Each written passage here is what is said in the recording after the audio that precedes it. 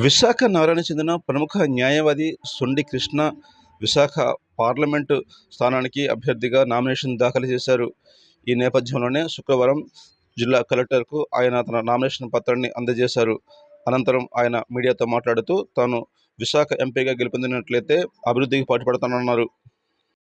గాను ఎంపీగా పోటీ చేస్తున్నాను. ప్రీవియస్గా ఎమ్మెల్యేగా పోటీ చేశాను 2019లో.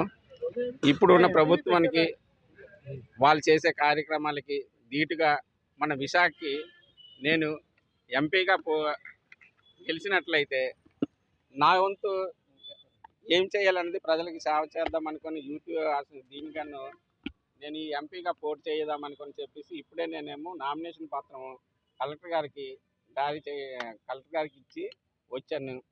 సో మీడియా వాళ్ళు నన్ను కవర్ చేసేసి ఈ స్టీల్ ప్లాంట్కి సంబంధించిన కూడాను సమస్యలని పరిష్కరించడానికి నేను ముందుంటానని కోరుకుంటున్నాను.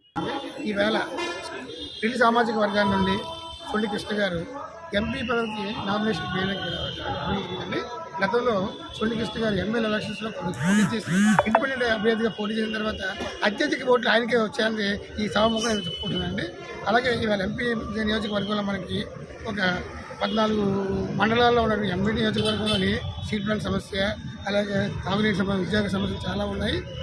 ఇలాంటి రెల్లి సామాజిక వర్గాలను కూడా ఒక వ్యక్తి ఈ యొక్క సమస్యలు ముందుకెళ్ళి దోహదపడి చేసి ప్రజా పోరాటాలు చేసి ఆయన ఈ విశాఖ నియోజకవర్గం నుండి అంటే స్థానికుడిగా ఉన్నాడు కాబట్టి ఈ సమస్యలు నెరవేరుస్తారనేది మేము పూర్తిగా ఆయన సామాజిక వర్గం నుండి కాకుండా ఇతరులు కూడా స్నేహ వర్గం నుండి కూడా ఇతర సామాజిక వర్గం ఆయన పూర్తిగా మద్దతు తెలియజేసుకుంటూ ఈ యొక్క ఎంపీ ఎలక్షన్ దానికి దిగ్విజయం చేకూర్చాలని నేను మనస్ఫూర్తిగా కోరుకుంటున్నాను. అలాగే ఈ యొక్క సమస్యల పట్ల ఆయనకు అవగాహన ఉంది కాబట్టి ఆయన కూడా ఖచ్చితంగా పోరాటం చేస్తారని